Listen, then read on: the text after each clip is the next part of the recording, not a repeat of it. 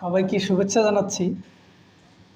গতকাল যে ঘটনাটা বাংলাদেশের ঘটে গেল সেটা ইতিহাসে স্মরণীয় হয়ে থাকবে।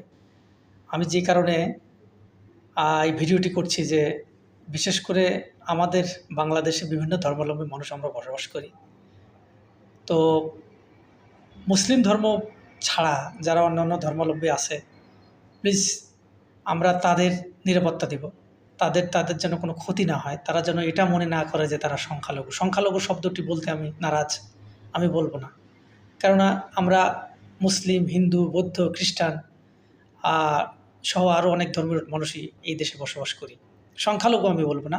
তবে অন্য ধর্মাবলম্বী যারা সংখ্যায় কম, তাদেরকে আমাদের নিরাপত্তা দিতে হবে। তারা আমাদেরই ভাই। তারা আমাদের স্বাধীনতার আ অংশবিশেষ অংশ।